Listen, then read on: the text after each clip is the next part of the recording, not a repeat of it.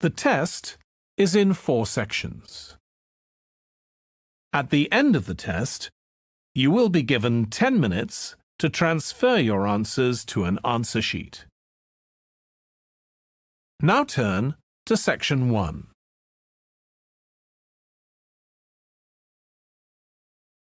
Section 1. You will hear a man inquiring in a tourist centre about activities suitable for families. First, you have some time to look at questions 1 to 4.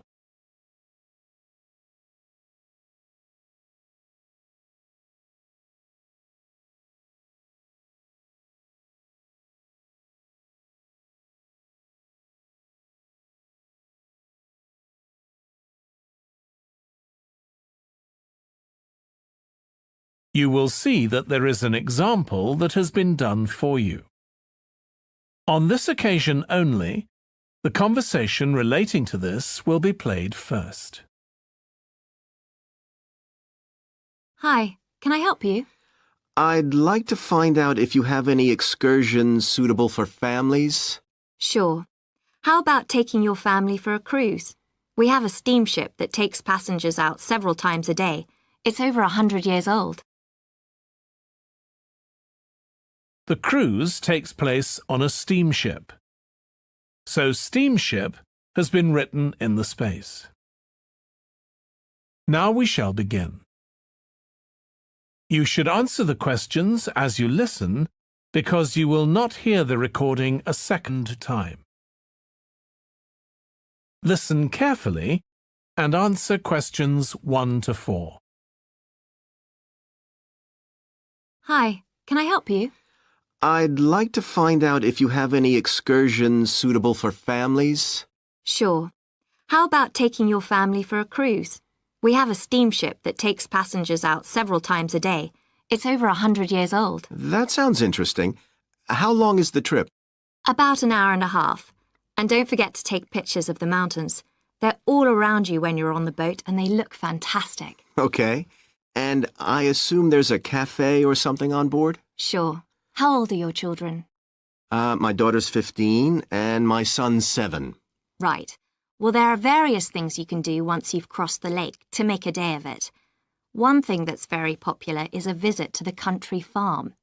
You're met off the boat by the farmer and he'll take you to the holding pens where the sheep are kept.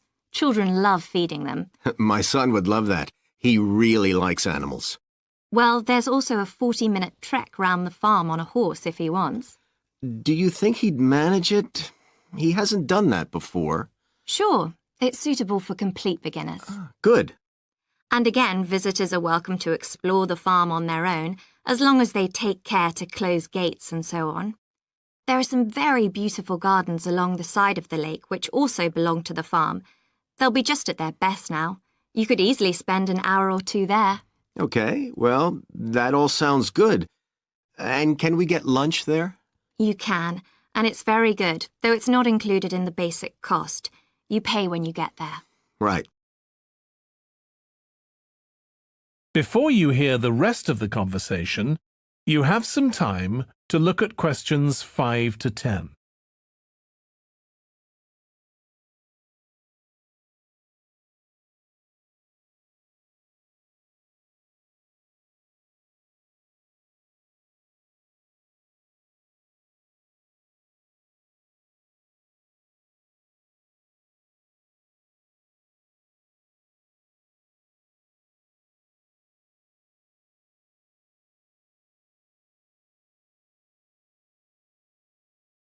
Now listen and answer questions 5 to 10.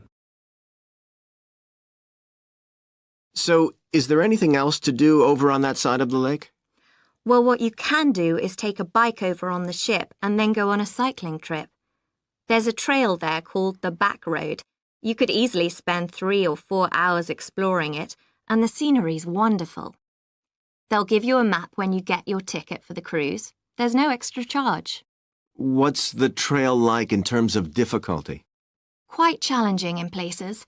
It wouldn't be suitable for your 7-year-old. It needs someone who's got a bit more experience. Well, my daughter loves cycling, and so do I, so maybe the two of us could go, and my wife and son could stay on the farm. That might work out quite well. But we don't have bikes here. Is there somewhere we could rent them? Yes, there's a place here in the city. It's called Ratcheson's. I'll just make a note of that. How do you spell it? Ratchesons.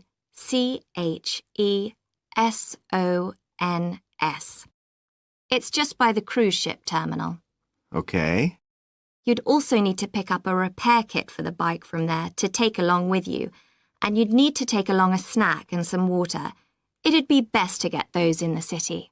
Fine. That shouldn't be a problem. And I assume I can rent a helmet from the bike place. Sure, you should definitely get that. It's a great ride, but you want to be well prepared because it's very remote. You won't see any shops round there or anywhere to stay, so you need to get back in time for the last boat. Yeah. So what sort of prices are we looking at here? Let's see. That'd be one adult and one child for the cruise with farm tour. That's $117, and an adult and a child for the cruise only, so that's $214 altogether. Oh, wait a minute. How old did you say your daughter was? 15. Then I'm afraid it's $267 because she has to pay the adult fare, which is $75, instead of the child fare, which is $22. Sorry about that. That's okay. So how do we find out? That is the end of section 1. You now have half a minute to check your answers.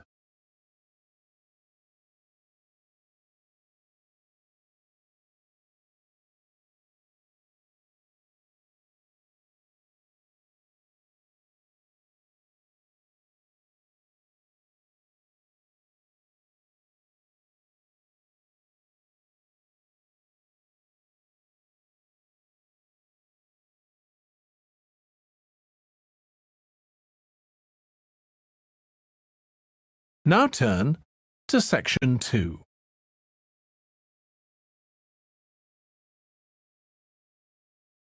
Section 2. You will hear a restaurant manager talking to a small group of new staff who are starting work as kitchen assistants in a restaurant. First, you have some time to look at questions 11 to 16.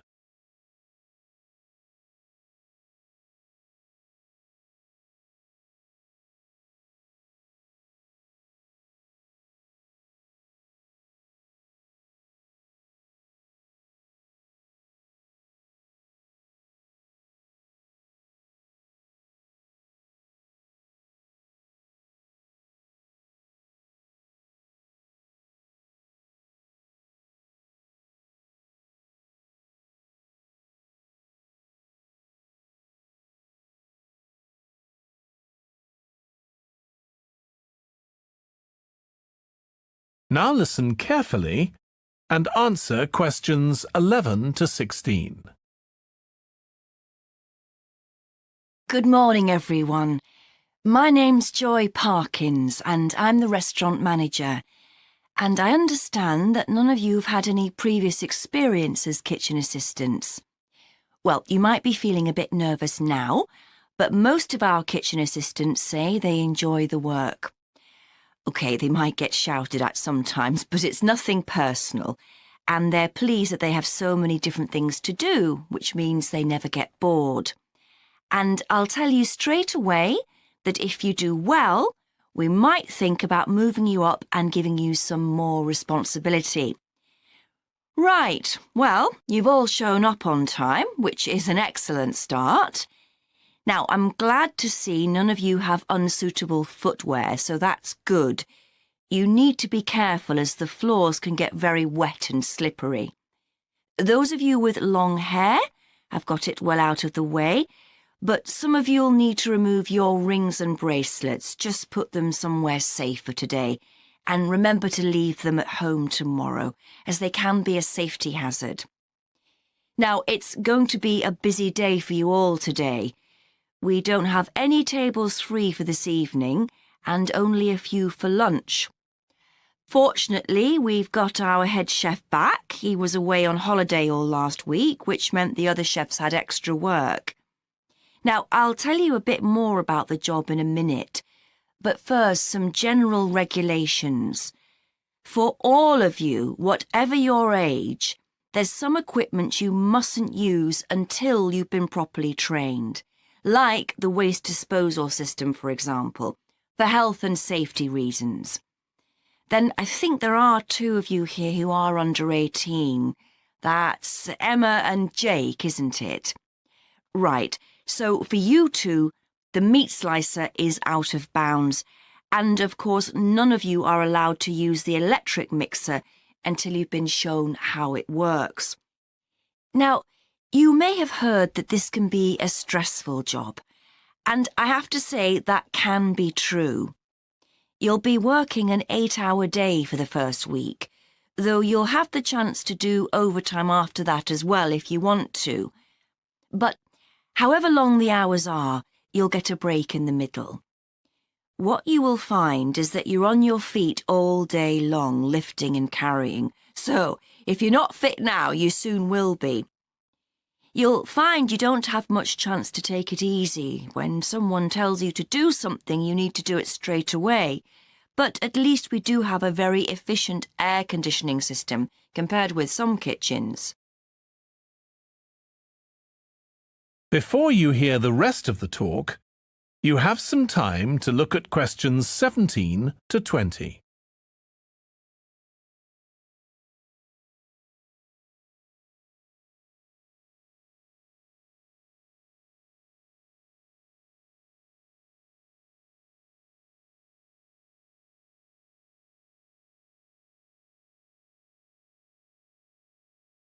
Now listen and answer questions 17 to 20. Now, let me tell you about some of the people you need to know. So, as I said, I'm Joy Parkins, and I decide who does what during the day and how long they work for. I'll be trying to get you to work with as many different people in the kitchen as possible, so that you learn while you're on the job. One person whose name you must remember is David Field. If you injure yourself at all, even if it's really minor, you must report to him, and he'll make sure the incident is recorded and you get the appropriate treatment. He's trained to give basic treatment to staff himself, or he'll send you off somewhere else if necessary. Then there's Dexter Wills. He's the person you need to see if you smash a plate or something like that. Don't just leave it and hope no one will notice. It's really important to get things noted and replaced, or there could be problems later. And finally, there's Mike Smith. He's the member of staff who takes care of all the stores of perishables. So, if you notice we're getting low in flour or sugar or something, make sure you let him know so he can put in an order. OK, now the next thing we need to cover. That is the end of section 2. You now have half a minute to check your answers.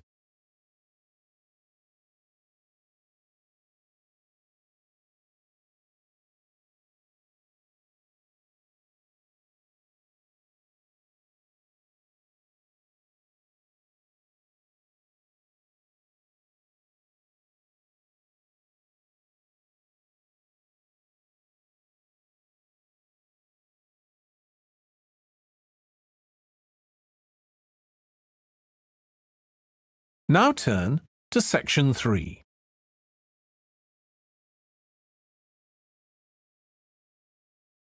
Section 3. You will hear 2 students called Trudy and Stuart, who are both studying to be librarians, discussing a paper that they are going to write together. First, you have some time to look at questions 21 to 23.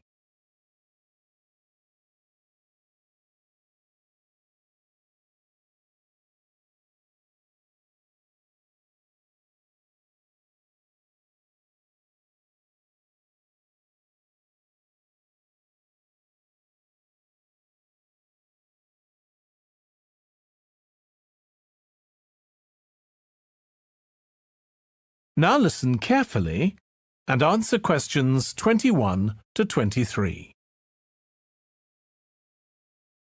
OK, Stuart, we need to start planning our paper on public libraries. Have you thought of an angle yet? Well, there's so much we could look into. How libraries have changed over the centuries, for instance, or how different countries organise them. What do you think, Trudy? Maybe we should concentrate on this country and try and relate the changes in libraries to external developments, like the fact that far more people can read than a century ago, and that the local population may speak lots of different languages. We could include something about changes in the source of funding too. Yes, but remember we're only supposed to write a short paper, so it's probably best if we don't go into funding in any detail. Right. Well, shall we just brainstorm a few ideas to get started? OK. We obviously need to look at the impact of new technology, particularly the internet. Now that lots of books have been digitalised, people can access them from their own computers at home. And if everyone did that, libraries would be obsolete. Yes. But the digitalised books that are available online for free are mostly out of copyright, aren't they? And copyright in this country lasts for 70 years after the author dies. So you won't find the latest bestseller or up-to-date information. That's an important point. Anyway, I find it hard to concentrate when I'm reading a long text on a screen. I'd much rather read a physical book. And it takes longer to read on a screen. Oh, I prefer it. I suppose it's just a personal preference. I expect the libraries will go on evolving in the next few years. Some have already become centres where community activities take place, like local clubs meeting there. I think that'll become even more common. I'd like to think so. And that they'll still be serving their traditional function, but I'm not so sure. There are financial implications after all. What I'm afraid will happen is that books and magazines will all disappear and there'll just be rows and rows of computers. They won't look anything like the libraries we're used to. Well, we'll see.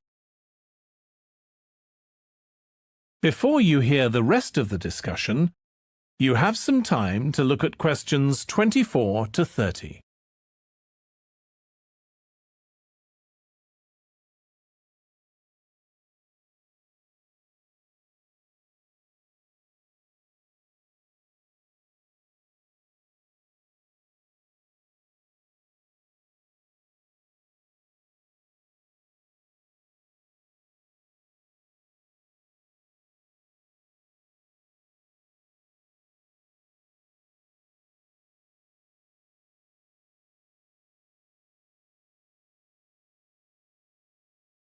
Now listen and answer questions 24 to 30. I've just had an idea. Why don't we make an in-depth study of our local public library as background to our paper? Yes, that'd be interesting. And raise all sorts of issues. Let's make a list of possible things we could ask about, then work out some sort of structure. For instance, we could interview some of the staff and find out whether the library has its own budget or if that's controlled by the local council. And what their policies are. I know they don't allow food, but I'd love to find out what types of noise they ban. There always seems to be a lot of talking, but never music. I don't know if that's a policy or it just happens. I've often wondered. Then there are things like how the library is affected by employment laws. I suppose there are rules about working hours, facilities for staff and so on. Right. Then there are other issues relating to the design of the building and how customers use it, like what measures does the library take to ensure their safety? They'd need floor coverings that aren't slippery, and emergency exits, for instance. Oh, and another thing, there's the question of the kind of insurance the library needs to have, in case anyone gets injured. Yes, that's something else to find out. You know something I've often wondered? What's that? Well, you know they've got an archive of local newspapers going back years. Well, next to it, they've got the diary of a well-known politician from the late 19th century. I wonder why it's there. Do you know what his connection was with this area? No idea. Let's add it to our list of things to find out. Oh, I've just thought. You know, people might ask in the library about local organisations, like sports clubs. Well, I wonder if they keep a database, or whether they just look online. Right. I quite fancy finding out what the differences are between a library that's open to the public and one that's part of a museum, for example? They must be very different. Then something else I'd like to know is... That is the end of section 3. You now have half a minute to check your answers.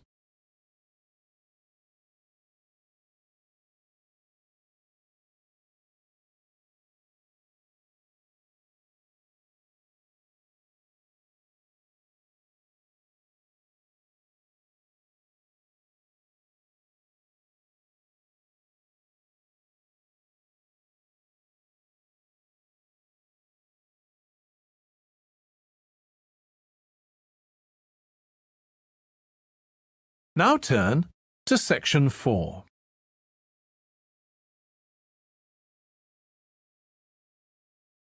Section 4. You will hear part of a lecture for business students about business values. First, you have some time to look at questions 31 to 40.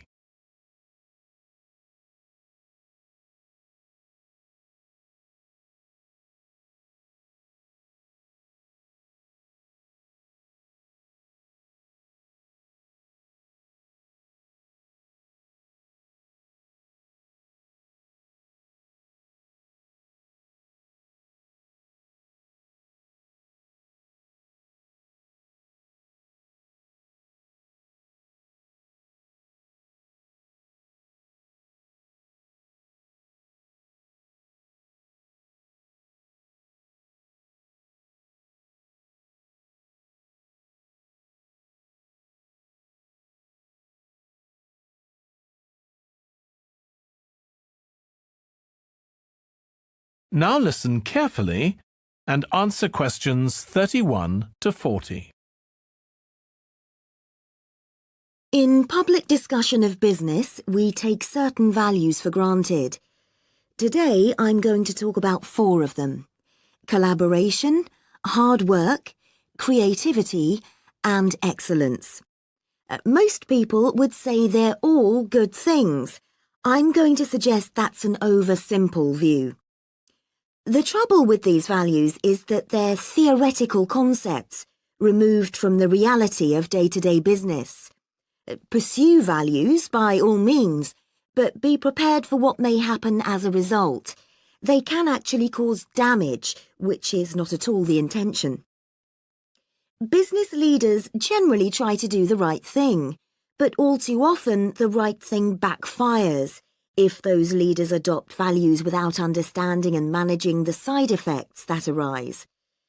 The values can easily get in the way of what's actually intended. Okay, so the first value I'm going to discuss is collaboration. Let me give you an example. On a management training course I once attended, we were put into groups and had to construct a bridge across a stream, using building blocks that we were given. The rule was that everyone in the team had to move at least one building block during the construction. This was intended to encourage teamwork. But it was really a job best done by one person. The other teams tried to collaborate on building the structure and descended into confusion, with everyone getting in each other's way. Our team leader solved the challenge brilliantly.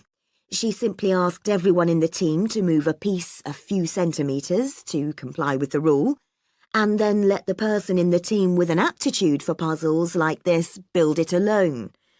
We finished before any other team. My point is that the task wasn't really suited to team working, so why make it one? Teamwork can also lead to inconsistency, a common cause of poor sales. In the case of a smartphone that a certain company launched, one director wanted to target the business market, and another demanded it was aimed at consumers. The company wanted both directors to be involved, so gave the product a consumer-friendly name, but marketed it to companies. The result was that it met the needs of neither group. It would have been better to let one director or the other have his way, not both.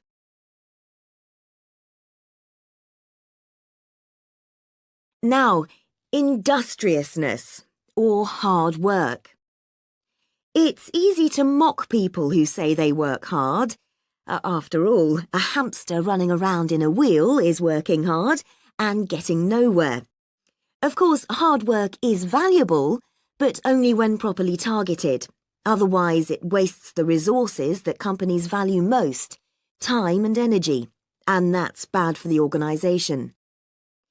There's a management model that groups people according to 4 criteria: clever, hard-working, stupid, and lazy. Here, lazy means having a rational determination not to carry out unnecessary tasks. It doesn't mean trying to avoid work altogether. Most people display 2 of these characteristics, and the most valuable people are those who are both clever and lazy. They possess intellectual clarity and they don't rush into making decisions. They come up with solutions to save the time and energy spent by the stupid and hard-working group. Instead of throwing more man-hours at a problem, the clever and lazy group looks for a more effective solution. Next, we come to creativity. This often works well. Creating an attention-grabbing TV commercial, for example, might lead to increased sales. But it isn't always a good thing. Some advertising campaigns are remembered for their creativity without having any effect on sales. This happened a few years ago with the launch of a chocolate bar. Subsequent research showed that plenty of consumers remembered the adverts, but had no idea what was being advertised.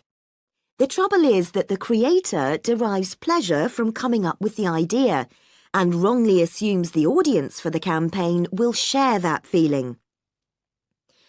A company that brings out thousands of new products may seem more creative than a company that only has a few, but it may be too creative and make smaller profits. Creativity needs to be targeted to solve a problem that the company has identified. Just coming up with more and more novel products isn't necessarily a good thing. And finally, excellence. We all know companies that claim they strive for excellence, but it takes a long time to achieve excellence. In business, being first with a product is more profitable than having the best product. A major study of company performance compared pioneers, that is, companies bringing out the first version of a particular product, with followers, the companies that copied and improved on that product. The study found that the pioneers commanded an average market share of 29%, while the followers achieved less than half that, only 13%, even though their product might have been better. Insisting on excellence in everything we do is time-consuming, wastes energy, and leads to losing out on opportunities. Sometimes second-rate work is more worthwhile than